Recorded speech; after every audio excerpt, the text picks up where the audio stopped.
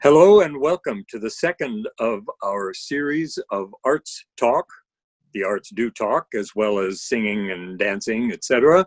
What we're trying to do in the Claire Trevor School of the Arts is to show you some of the most interesting things we're doing in this crazy time, to introduce you to some of the faculty and students of which the school consists. We have an amazing plant here. It's behind me on the screen. We are a very, very highly respected School of the Arts here at UC Irvine. I'm Stephen Barker. I'm the Dean of the Claire Trevor School of the Arts. Our first Arts Talk was with Don Hill, who is the chair of the drama department. And before we passed on to other departments, art, music, and dance, we thought it was extremely important for you to meet some of the students, graduate students, in the drama department here in the Claire Trevor School of the Arts. And so I've asked three of the graduate students from the acting program, the M.F.A, Master of Fine Arts acting program in the drama department, to join me here to talk about some of their work. And so I've asked Haley Byerly. Haley, let us know who you are. There you are.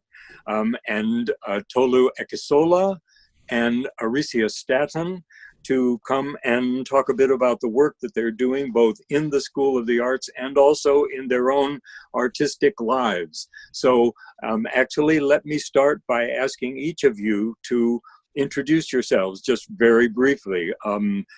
Where did you come to UCI from? What led you to come to UCI Drama? What attracted you to Southern California? So let me begin with you, Tolu. Tell us a little about yourself. Hi, my name is Tolu Ekisola. I came to UCI from northern Minnesota, Duluth, where I went to undergrad near Canada, 4 hours away. And I chose UCI because of Annie Louie, pretty much. The contact improvisation work that they do is kind of the foundation of our acting program, as well as the Fitzmaurice work that we do, which is our voice work. And I needed training specifically in voice. So that's why I chose. Plus, when I came, it was like 80. I think the day before I came in Minnesota, it was like 6 foot tall of snow, and like snow was blowing horizontal. And I came to Southern California. I was like, this is it. Yeah, we do have a natural magnet here, I must say. It's really pretty amazing. So great. Well, again, thank you very much. Now, what year in the 3-year MFA program are you in? I'm entering my second year. Entering the second year. Yeah. All right, thank you. Aricia, what brought you to UCI Drama? Well, I went to Western Michigan University. I'm from Saginaw, Michigan. We are over here. And then I went to Western in Kalamazoo, Michigan over here. And one of my professors was an alum, and some of the people that were seniors when I was a freshman in college also came to UCI, and I got a chance to see their work and research the program. And I also saw this type of acting that the actors here did, which was full body acting. There was never a question if they were connected to their whole instrument. And then I said, I need some more of that. So I came here. Great. Well, did you, like Tolu, have any contact before you came with any of the faculty in the drama department? Yeah, I was in pretty close contact with Phil Thompson. He was really awesome. He was the person that auditioned me. And it was my first time coming to California on the callback weekend, so that was interesting. Right. Actually, it's interesting. The movement work in the drama department is really pretty unique nationally, and the Fitzmaurice technique that really focuses at UCI, which is an internationally recognized vocal production technique taught by a couple of UCI drama faculty members led by Phil Thompson, is a remarkable, as you say, full body vocal instrument. It's almost like a musical training program. So it's really unique to the drama department here. So great. Thank you very much. Haley, what brought you to Irvine? Funny long story, but I'll make it short. So I'm hailing from Fort Worth, Texas. Yes, I'm a Southern girl. I went to a historically Black college university in Marshall, Texas, which is nowhere. Um, and I was doing speech and debate, and I always wanted to do theater.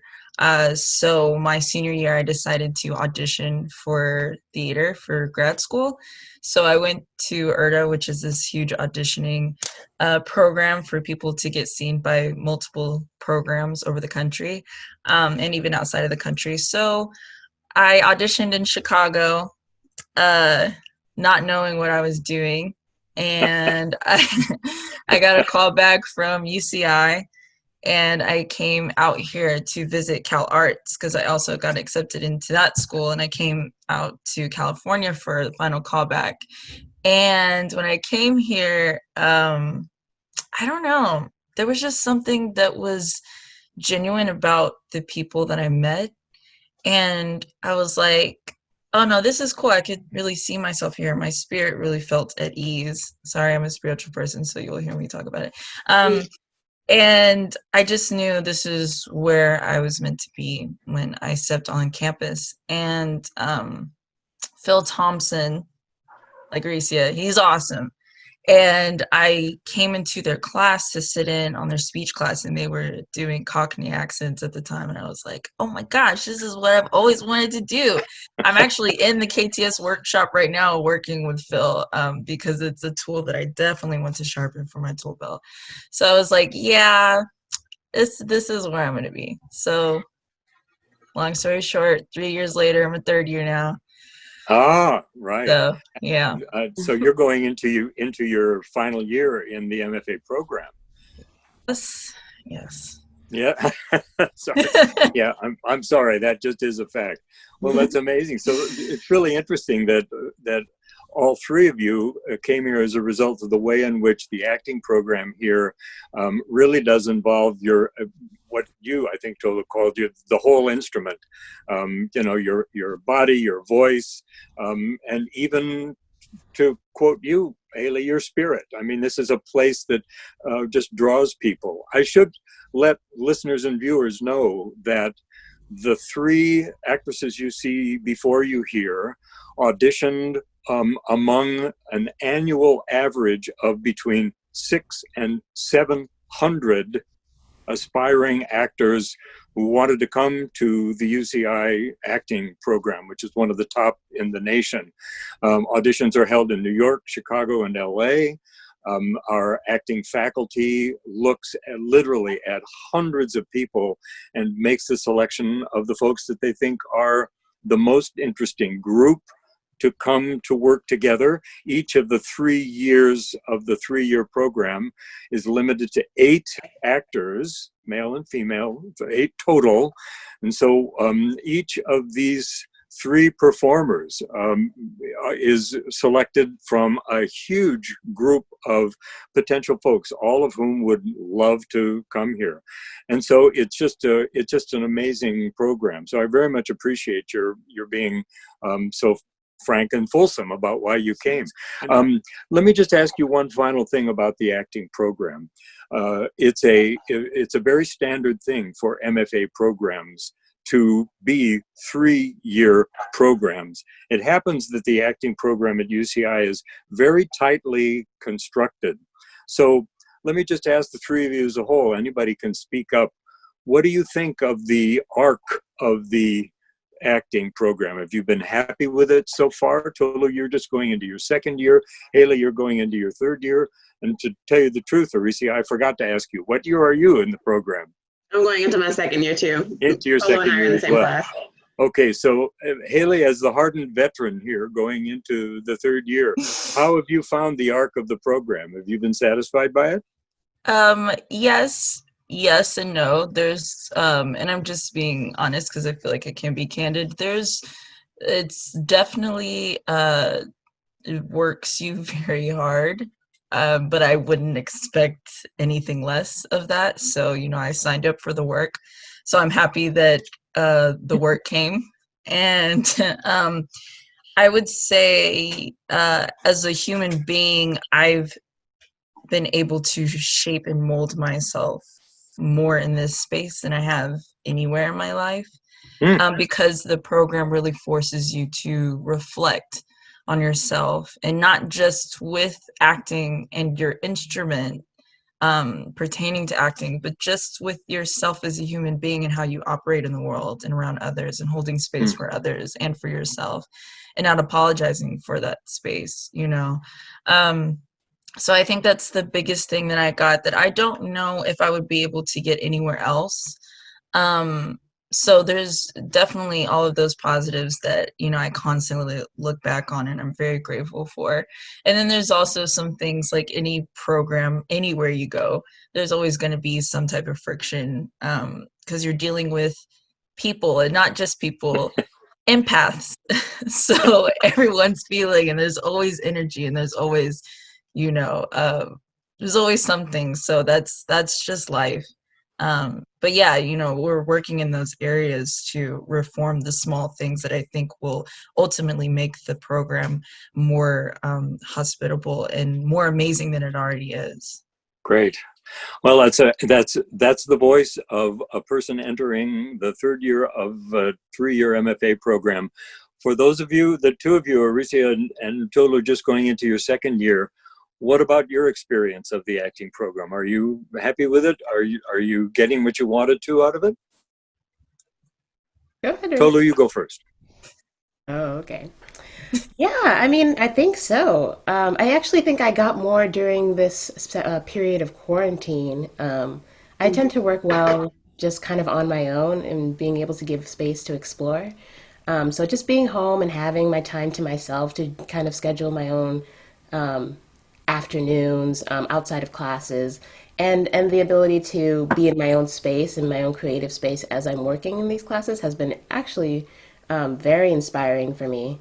Um, the classes themselves, I mean, yeah, absolutely. I don't think you learn anything while you're in school. I think you learn it in the breaks, right? When you have time to kind of go over and think about everything that you've just been like, it's been stuffed into your brain. So yeah, definitely I'm realizing through the summer that I did pick up a lot of skills, both in acting and just like Haley said, as a human being, as a professional in this industry. Hmm. Fantastic. Aricia, how about your experience? One of my favorite quotes is growth is uncomfortable. And that is true. When I got here, I was very stir crazy and I was a little confused because I found that I was being given a lot of agency that I wasn't particularly used to. I was getting a lot of questions about how I processed information and what I wanted to do with that processing as an offer, right? So I'm not teaching it to you and expecting you to do it X, Y, and Z. I'm not giving you a cookie cutter. I'm giving you an offer and you apply it how best fits you as an artist. And then I was like, okay. So like, get that agency and really coming into myself as an individual artist was glorious and a little uncomfortable. Yeah. So I feel good about the arc of how this program is forcing me to grow.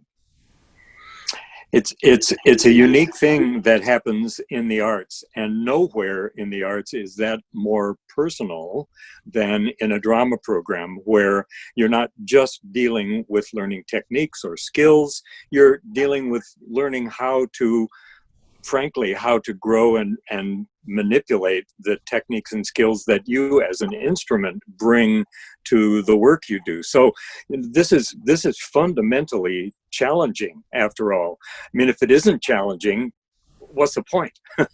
Stretching hurts. And so the idea of stretching who you are and what you are, actually, I should confess to you, I spent some time as a modern dancer Just a little bit of time.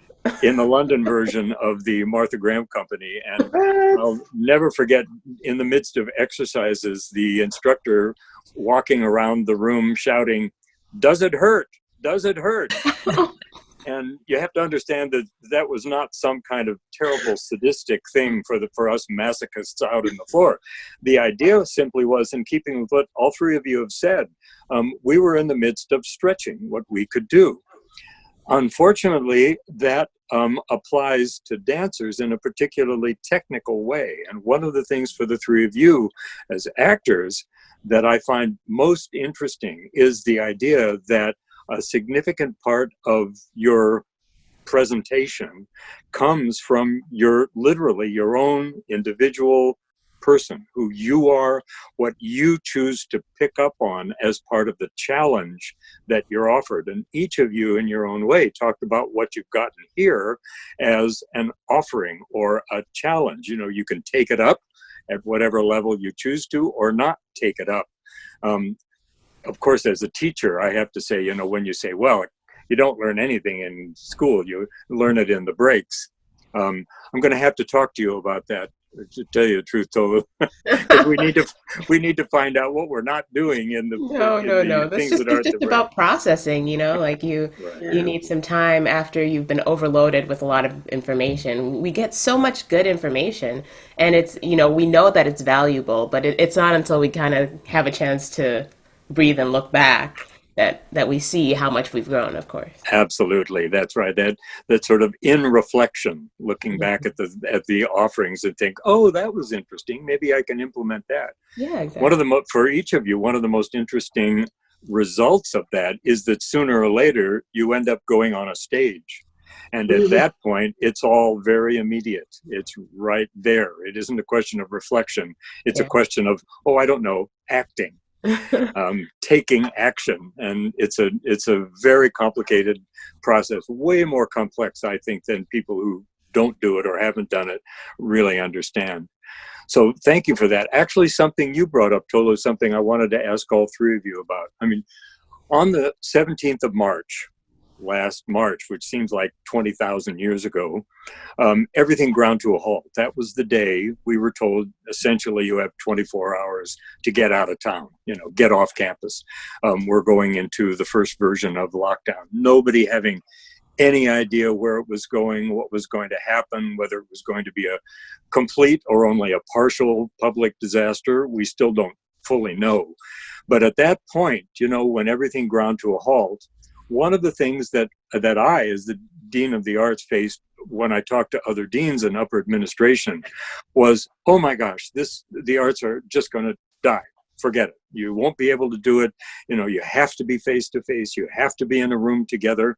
And I've just been amazed at the way in which the resilience of the artists working in the Claire Trevor School of the Arts have responded to this. And you addressed this directly, Tolu, and I wonder if the others of you, Ritzia and Haley, have had the same experience.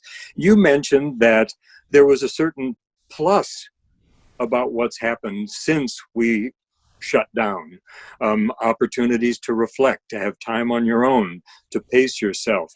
So I'm wondering, from your point of view, Aritzia and Haley, are there actually positive aspects for you to what's happened since the shutdown when you've been working on your own? Haley, what about you? Oh, I'm dying over here. You know, I think it differs depending on the person. I think that Tolu, I applaud you. I think you're amazing. I I personally have struggled a lot being by myself and trying to do work. I think the hardest thing was trying to translate some of the information that we would have learned in person via Zoom, because Zoom, there's just something that takes out the interactive portion that I thrive on as an artist. And so it is very extremely difficult and very disheartening. There's still some days, you know, that I wake up and, you know, I cry because I'm like, man, I really wish, you know, I was around my class or, you know, my people, or, you know, and I don't want to get emotional about it now, but there is something beautiful about quietness. The silence allows me to really think in a way that I've never thought before. So, you know, I found some inner strength. I found deeper relation to my personal beliefs. So there was a lot of pluses, I think, individually for myself. And as an artist, I think that I learned to take some autonomy and just learning how to navigate things for myself and what I need, and not depending on other people to do that for me, you know. Sure. So, like, for instance, I picked up a camera for the first time, and I'm normally on the other side of the camera. So I was like, well, no one can do it for me, so I guess I'm going to learn how to do it myself, which has been a joy in figuring out all these things. And then I can create projects and be like, wow, I did that. You know what I mean? So there was just something freeing about it, you know. Great. So. Oh, that's great. That's a story of resilience. That's fantastic. Aricia, have you found some positive aspects of the quarantine we've been in? Yeah, my heart is, yeah. It's okay if the answer is no, by the way. I'm not actually fishing, but if there is something, it would be interesting to share. Yes, so this is, of course, a double-edged sword. And for me specifically, the biggest transition that I noticed was it was about a redirection of energy for me, right? Because when you're in person, you have the option to give, take away, experience energy with your peers, and that really does ignite and contribute to the artistic process. So when you don't have that and it's all over a computer screen, we are live theater artists, right? You have to learn how to redirect and how to absorb and get energy in completely different ways. And I had to learn how to do that with myself, right? How can I take my energy from the earth? How can I reserve and be more in tune with myself and my instrument to be the best version of myself? And me personally, I need a lot of processing time, and time don't wait on nobody. I came to the conclusion that my redirection of energy, I allowed it to move me in ways to discover different things about my truth, and I made art with that. Fantastic. Great. Well, this is, the cliche of this crazy time is everything is on hold. We can't really make any moves forward. We're just kind of treading water until it's over. So here are 3 really fantastic testaments to the kind of resilience that a creative mind can actually bring to these incredible limitations, and turn them into very, very positive things. And I know that the 3 of you in your own separate ways have remained and continue to be just extremely active with your own projects, quite apart from the work that you're doing as part of the drama department at UCI. So I'd love for you to share a little bit about what your own personal, separate from the project of UCI, has been involved in.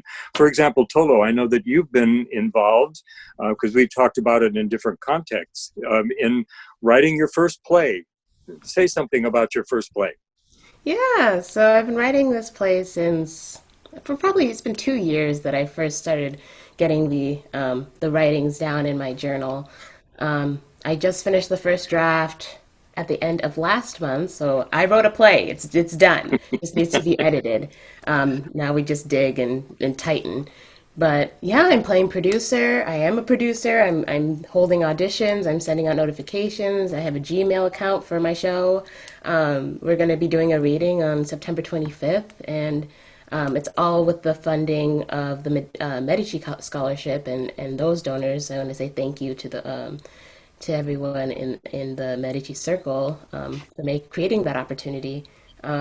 So yeah, I'm writing a whole play, and I feel really inspired by that. And it's based in my culture. And I guess another thing I'll say about this quarantine experience is that I have the opportunity now with Zoom to have conversations with my friends back in Nigeria in the way that I wasn't able to in the previous years. So I feel a lot more connected.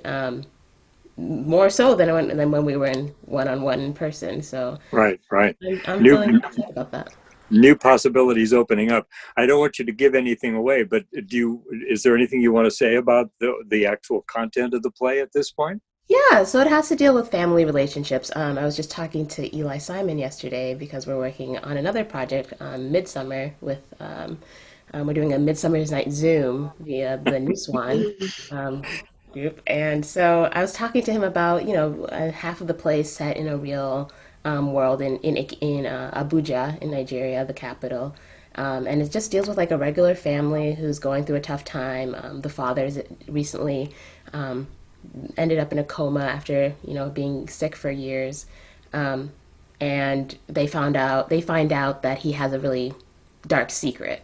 And the other half of the play is set in a kind of fantasy world. So it actually kind of reminded me of Midsummer as we were talking about it because it's set like in a forest, and we talked about the infinite possibilities of forests and the limited possibilities of a real world. And so this draft that I'm working on right now is focusing on detailing what the real world, what these real people are like. And so that's where I'm at. Fantastic.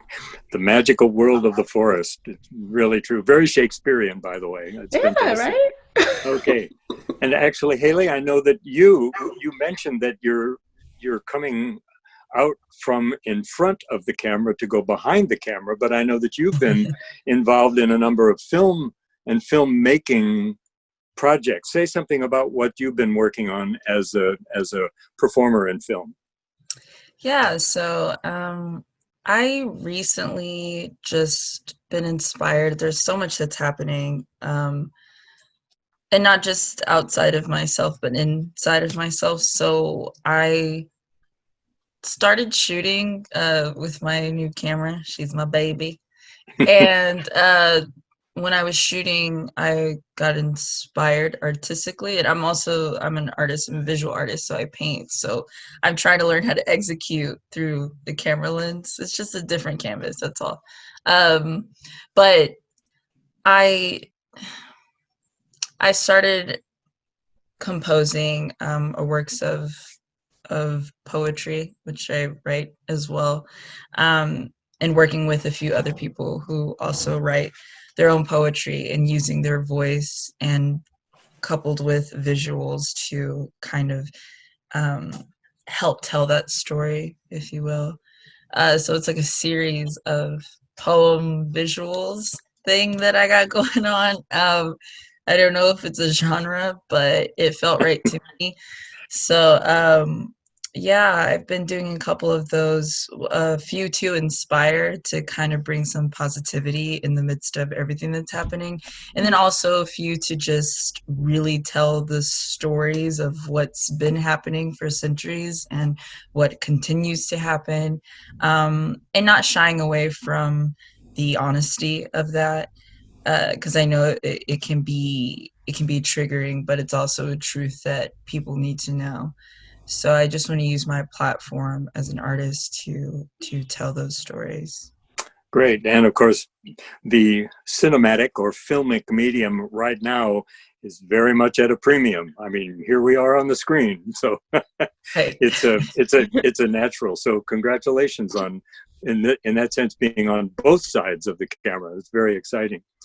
And Aritzi, I know that you have been involved in, to bring up the topic of Shakespeare again, you've been involved in some very interesting projects over in Arizona and elsewhere. Say something about this production in Arizona that you've been involved in recently. Yes, I'm involved in a reading of Antony and Cleopatra through the Theater of Arizona, and it's now called the Virtual Theater of Arizona. That's where the it'll be showing on Facebook Live, and it's directed by Alejandra Luna, one of my colleagues, and she's done some very interesting things with the casting. I'm playing Antony, so we're exploring, right? We're exploring bending traditional gender roles and what you really think Shakespeare should look like. It's going to be great. That's going to be showing again at 7 p.m. Pacific time tomorrow. And I'm also working with Black Lives, Black Words International Project in collaboration with Face Off Theater in Kalamazoo, Michigan. So that's all the way back home. Wow.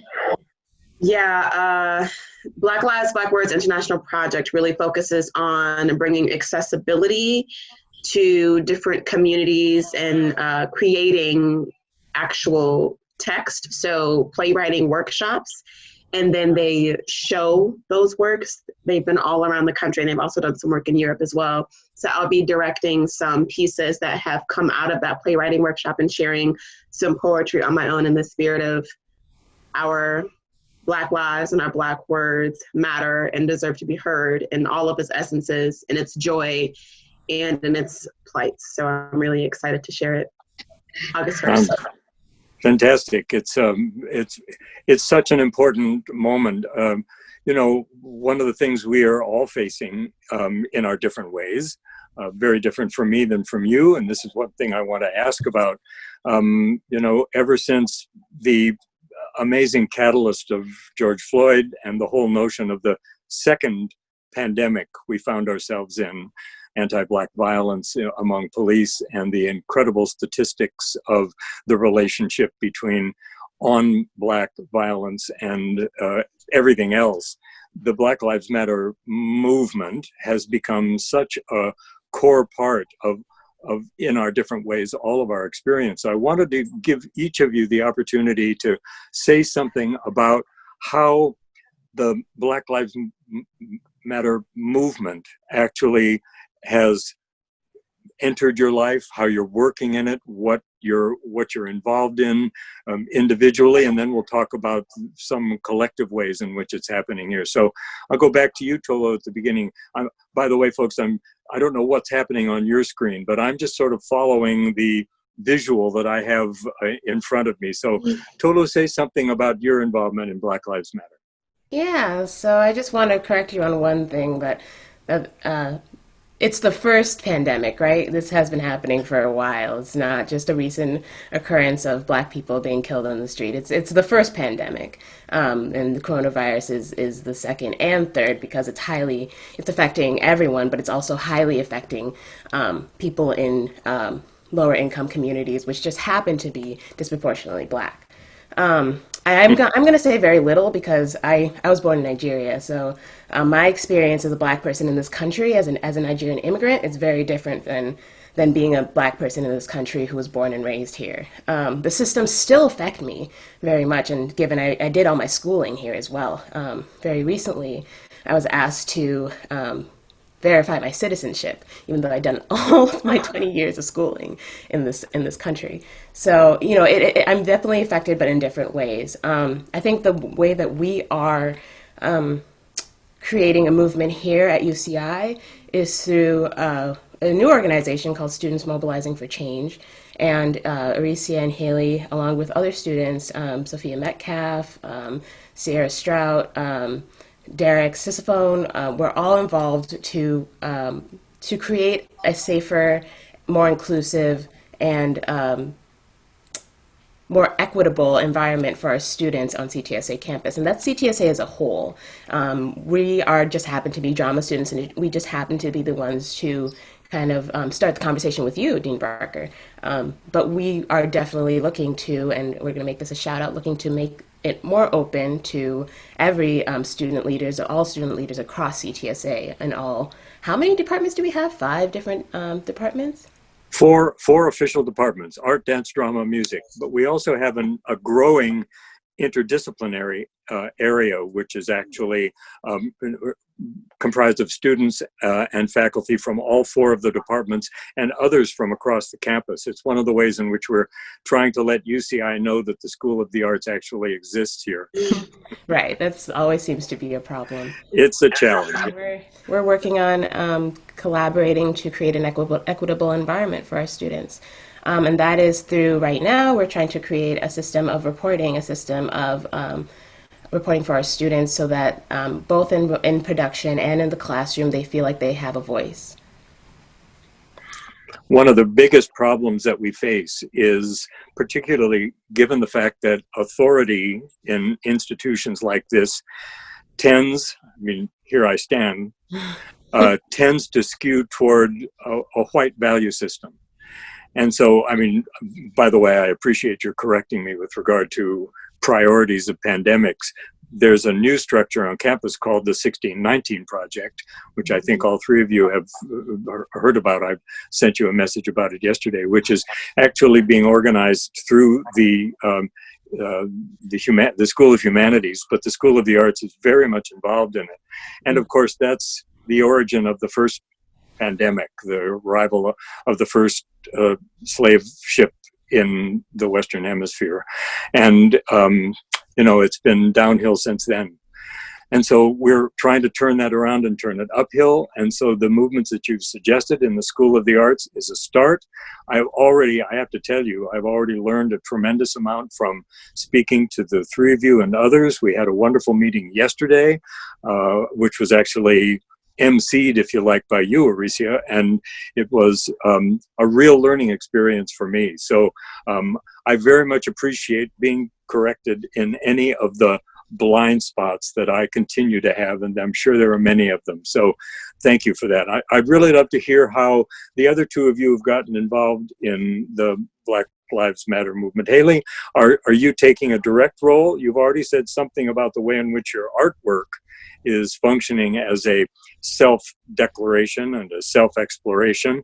How about something specifically with regard to Black Lives Matter? Are you involved directly? Yeah, I've actually been involved for quite some years. Back when I was at Wiley College in Marshall, Texas, we did a lot of work with the NAACP chapter there, with the community outreach and within our own community, and also for the juvenile justice system and education system. I've done so much. When I was debating and when I did speeches, everything was geared towards Black lives mattering in any shape or form, because there's so many things that go into it, from healthcare system to being redlined to financial gaps. Goodness. Right now, currently, specifically working with the students for mobilizing change, I try to do my part as a listener and as a follower and as a leader, trying to find ways to reform the system that we have here, because I do believe wherever you go, it starts where you are, to create that change. And really, like, the revolution will not be televised by Gil Scott Heron. It's the reason why it will not be televised is because it starts within yourself, and then you can create change with where you are and others around you in your environment. Right. So just trying to do that, reform our curriculum, try to find ways for students, not just Black students, but students of color, to come through after us and have just a better experience, because racism is super systematic, and it changes everything. I'm just like overwhelmed by thinking about everything. But currently that's what I'm doing specifically, and as well through my art, since I'm an artist, that's the way that I vent. But yeah, hopefully that makes sense. No, thank you. It makes a whole lot of sense. And Aricia, I know that you also, because I've seen you working at it, have been very involved as well. So take this opportunity to say something about how you think things are progressing, what your role has been in working both in the school and beyond the school, and your time here and elsewhere, just in terms of Black Lives Matter for you. Yeah, I can definitely echo some of what Haley said and a little bit of what Tolu said, and reiterating the fact that this is simply a catalyst, right? Being brown anywhere, particularly in Orange County, because Black people are minorities here, and so that takes its own shape and form. And my first form of activism is loving myself and reminding other people to do the same, because contrary to systematic practices, right? We do matter, not are better than, but we matter, right? And we are worthy. So loving yourself and reminding other people of that same concept I think is really what gives us the strength to do what it is that we do.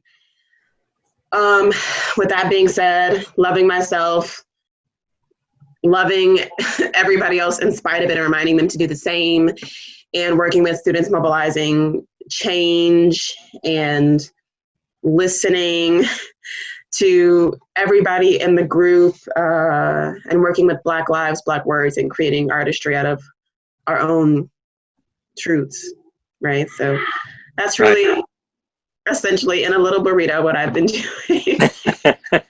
Well, one of the ways in which the more general notion of Black Lives Matter has found its way into the drama department, and by extension to the rest of the School of the Arts, is through something that's just in an early phase of formation, something I think that you're calling Students Mobilizing for Change.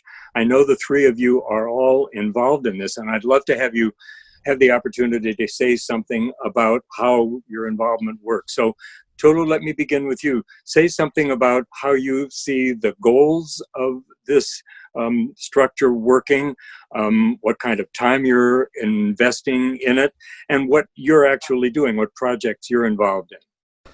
Yeah, so the first question, which was?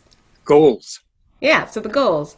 I've been quoting, essentially, we would like to create a more equitable, a more transparent, inclusive, and safe environment for our students on CTSA.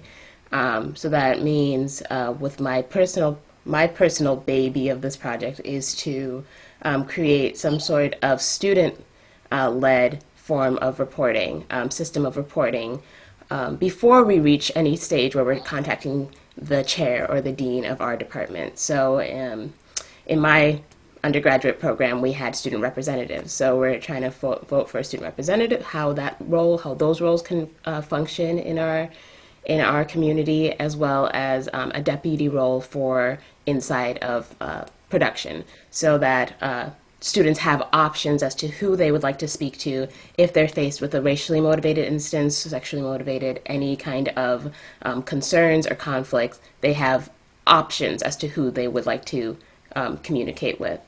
Right. I'm investing probably 15 to 20 hours a week into this project. Wow. Yeah, so really your focus is, you might say, on establishing some concrete strategies for accountability. Yes. Actually not letting things that happen just disappear into the ether, but actually making sure that they are heard and shared with the appropriate authorities, but that begin at the level of the students, of you as students yourselves. Yeah, Great. and documenting so that if we're not doing any hearsay, there's actual documentation as to what. Right. Fantastic. Well, that's great to hear. Aricia, do you have a what is your notion of the goal structure as you see it developing for yourself? What's the investment you're making in it? And do you, like Tolu, have some specific areas you're working on? Yeah, so we all actually have very similar interests. So we're all kind of working together on the same things in different ways. What's been taking up a lot of my time so far is continuing to discuss documentation, system of reporting, and collaborating with other schools on campus who are doing really great things. We've been collaborating with the People's Coalition on the School of Education, who's working with police reform. And we're currently having the discussion about implementing visibility, right, and talking about the white gaze in the theatrical narrative. And we're reading one of Matthew Chapman's books. Part of the title is The Other, and talking about how we can change the curriculum. I'm really focused on a cultural shift in the department in which we could talk about these things healthily and visibly, and that culture shift will ultimately attract, other people of color, because it's something that they understand now, right? So I'm really excited about these changes. Great. Okay. Thank you. Haley, what's your role been in this structure? Yeah, kind of what Aricia and Tolu had said already. We meet all the time to try to talk about everything on the agenda, how we're going to execute it, who we need to talk to, emails, meetings upon meetings, which is wonderful. I think it's great that we're having so much form of communication, and then other people on the other side, like you, Dean Barker, are willing to have that communication and share space for us. I think specifically a goal that comes to mind is, Aricia kind of touched on it, is the curriculum. As a Black student coming to a campus where the faculty is white, I think that there's an unspoken factor of us having to assimilate to that culture within theater. And not just, I don't think it's just our department. I think every single department within the arts and outside of the arts deals with the same thing, because like I said earlier, racism is very systematic. So it's embedded in the fabric of how we operate as artists. You know, and I think that we went to a meeting with the 1619 program, which I think is a wonderful idea. And I had spoke about doing works within the 1600s, like Shakespeare and stuff. And I think all of that stuff is very useful as far as language and understanding rhetoric goes. But there's also, we have to be very candid about what was happening during those times. Our people were being brought over shackled during those times. They didn't have the ability to do art, to enjoy life. So there's some things that need to be talked about, that need to be reformed. And not necessarily like we need all Black faculty. I think that it just needs to further represent the student body, and to where we have a space of like feeling more welcomed, and feeling like that we can talk to someone who understands what we're going through, because we can leave class, but at the end of the day, we come home Black. So there's, you know what I mean? There's only a safety net for about an hour and a half. And even in that hour and a half, there's some micro or macroaggressions towards Black students that need to change, because it's due, you know. That's what I'm. Right. Well, thank all three of you. This is a very interesting, very challenging, and absolutely vital new thing that you're doing. Students getting together to actually bring about the kind of change that we need. Cultures are notoriously slow to change. And so the effort sometimes seems overwhelming, but I just want you to know, and I hope you do know already, that I want to listen.